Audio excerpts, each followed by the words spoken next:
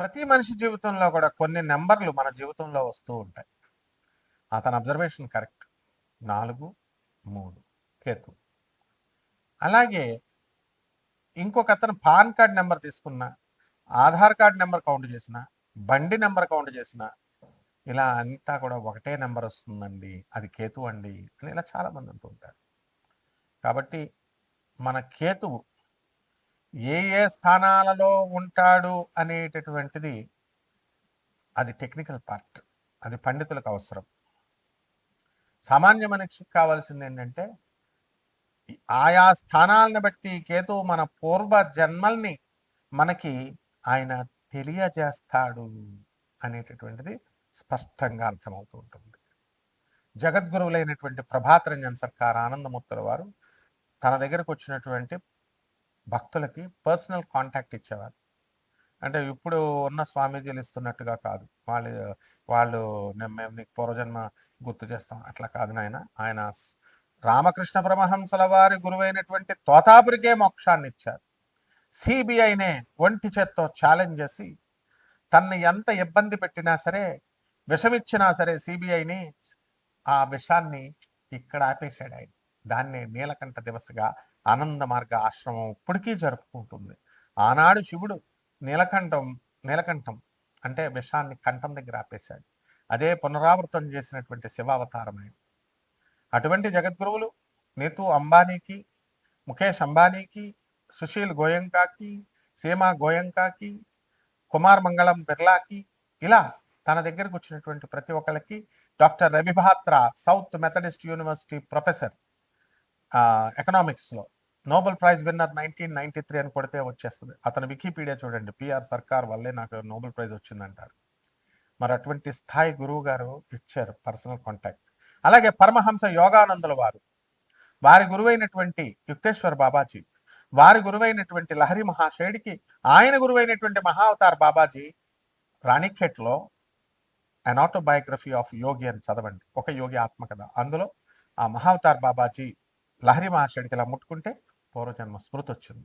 ఆ గుహలోకి వెళ్ళు, ఆ కమండలం ఏమిటి, ఆ దుప్పటి ఏమిటి, దుమ్ము పట్టుంది అంటే ఏమిటో నాకు గుర్తు రావట్లేదు గురువుగారు అంటే, బయటకు రాగానే ఇలా ముట్టుకోగానే పూర్వజన్మ స్మృతి, ఇది నాదే, నేను పూర్వజన్మలో తపస్సు చేసి ఇదంతా చనిపోయాను అన్నారు. అదంతా ఆ కథంతా అందులో చదువుకోండి.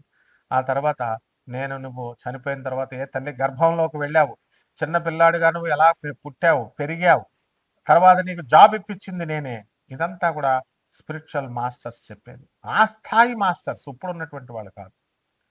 కాబట్టి మీ యొక్క వ్యక్తిగత జాతకాలలో మీ యొక్క కేతువు పొజిషన్ని బట్టి మనము పూర్వజన్మ ఏంటి అని చెప్పేయచ్చు. నాడీ గ్రంథాలు ఆ కాలంలో ఉండేవి వైదిక కోవిల్లో. మరి అప్పుడు ఖచ్చితంగా కొంతవరకు రూఢి చేయగలిగేవారు. ఇప్పుడు లేవు, అవి కూడా కలుషితం అయిపోయినాయి అవన్నీ కూడా. అది వైదీశ్వర కోవిల్ అవని, ఎక్కడన్నా అవనియండి, మీ పేర్లు అడుగుతారు, మీ మొదటి అక్షరం అడుగుతారు, మీ తల్లిదండ్రులు ఎవరు, మీ రాముల వారి పేర్లలోన, మీ అమ్మ పేర్లు లక్ష్మీదేవి పేర్లలో ఉంది, నలుగురా ముగ్గురా అన్నదమ్ములు మీరు, ఇద్దరా, ఒక తాళపత్ర గ్రంథంలో ఆకులో ఇలా ఉంది, ఇంకొక ఆకులో ఇలా ఉంది అని ఇలా చెప్తూ ఉంటారు. ర్యాండమ్గా ప్రాబబుల్గా వాళ్ళు ఏం చేస్తారంటే they will think over and వాళ్ళు అంచనా వేస్తారు, they will imagine and they will tell something.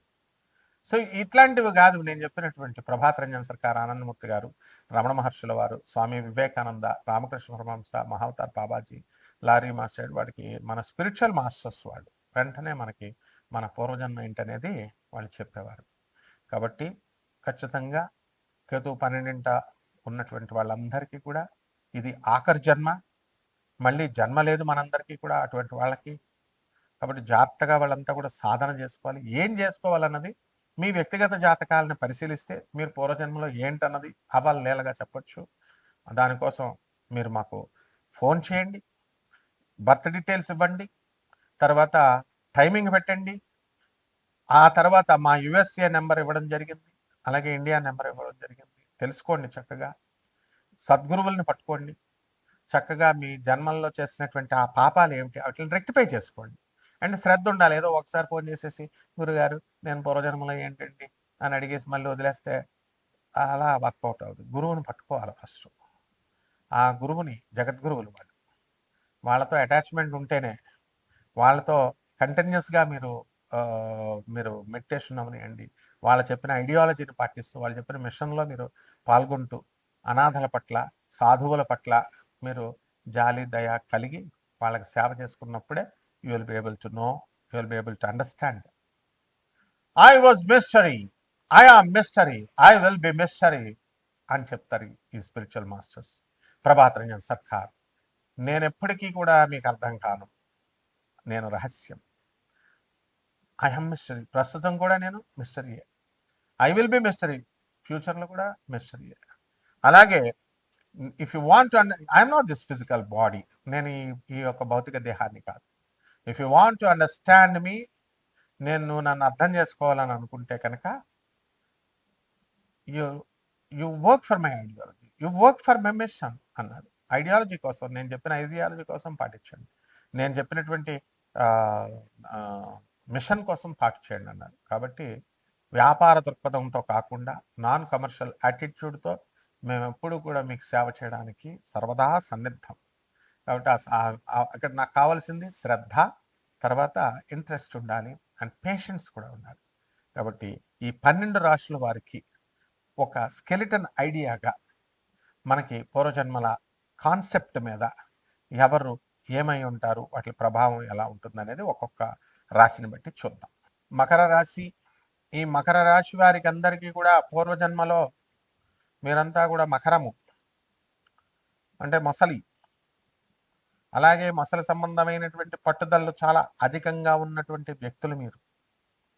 మీరు ఏదంటే అది జరగాలి, మీరు చెప్పిన దానికి ఎదురు వెళితే దాన్ని మీరు సహించలేరు, ఆ విధంగా మీరంతా కూడా బ్రతికారు. కాబట్టి ఈ రాశి వారంతా కూడా మకర రాశి వారు మీరు అనుకున్న పనులు అనుకున్నట్లు సాధించుకుంటారు. అష్టమ కేతు ఉన్నాడు మీకు, ఇది జాగ్రత్తగా గుర్తుపెట్టుకోండి. పూర్వజన్మల్లో ఈ యొక్క మకర రాశి వాళ్ళు కొంతమంది, చాలామంది, ఎక్కువ మంది అష్టమ కేతువును సూచిస్తోంది. సుసైడల్ టెండెన్సీతో సుసైడ్ చేసుకుని కూడా చనిపోయినటువంటి వాళ్ళు ఉన్నారు. అదే కంటిన్యూ అవుతుంది. ఇప్పుడు మనం ప్రశ్నాచక్రం వేసినప్పుడు ఇప్పుడు మనకి అష్టమ కేతు ఉన్నాడు కాబట్టి ఇప్పుడు కూడా అదే టెండెన్సీ మీరు ప్రస్తుతం పాటిస్తున్నారు. కాబట్టి ఒంటరిగా ఉండకండి మకర రాశి వారు, అందరితో కలిసి సరదాగా హ్యాపీగా ఉండండి. అలాగే ఈ యొక్క మకర రాశి వారికి అందరికీ కూడా భార్యాభర్తల మధ్య కొట్లాటలు జరుగుతున్నాయి, కోర్టు వ్యవహారాల్లో ఉన్నారు. అలాగే వ్యాపారాలు అద్భుతంగా చేస్తున్నారు. మరి శత్రువులు కూడా మీకు మిత్రులైపోవడానికి అవకాశాలు ఉన్నాయి. ఆ రకంగా ఈ యొక్క మకర రాశి వారికి అందరూ కూడా అనుకున్న పనులు అనుకున్నట్లు మీరు సాధించుకుంటూ ముందుకు వెళ్ళిపోతున్నారు. కాబట్టి ఈ మకర రాశి వారంతా కూడా గత జన్మలో కంప్లీట్ చేయనటువంటి పనులను పట్టుదలగా ఈ యొక్క అక్టోబర్ 18 నుంచి డిసెంబర్ 5 లోపల మీరు పూర్తి చేయడం అనేటటువంటిది జరుగుతుంది. అలా జరగని పక్షంలో కొంతమంది మిస్ అయితే వీళ్ళందరూ కూడా వచ్చే సంవత్సరం మే 14వ తేదీ దాటిన తర్వాత కంపల్సరీ మీకు జరగడం అనేటటువంటిది జరుగుతుంది. ఈ రకంగా ఈ యొక్క మకర రాశి వారి మహిళలు పాపం ఎక్కువ మంది కర్కాటక రాశి వారిని ఈ యొక్క మకర రాశి వాళ్ళు బాధ పెట్టడం అనేటటువంటిది జరుగుతుంది. కాబట్టి ఇటువంటి మహాపాపకానికి మీరందరూ కూడా, మహాపాతకానికి మీరంతా కూడా పొడజోడుకోవద్దు.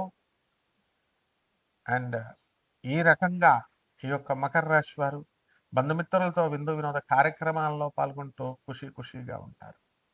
ఇక పరిహారాల దగ్గరకు వచ్చేసరికి ఈ మకర రాశి వారికి అందరికీ కూడా అష్టమ కేతుగ్రహ ప్రభావం వలన కేతు జపం చేయండి, కేతు స్తోత్రాలు చదవండి, కేతువు కిలోంపావు ఉలవల్ని ఆవుబేడ రంగు ఉన్నటువంటి వస్త్రాలనిచ్చి పేద బ్రాహ్మణులకి సోమవారం నాడు ఉదయం 7 గంటలకి దానం చేసుకోండి. దశమహావిద్యల్లో ఒకటైనటువంటి ధూమావతి అమ్మవారి యొక్క హోమాన్ని మీ ఇళ్లలో జరిపించుకోండి. ధూమావతి సాధన చేయండి, దానికోసం నన్ను సంప్రదించండి. శుభమస్తు.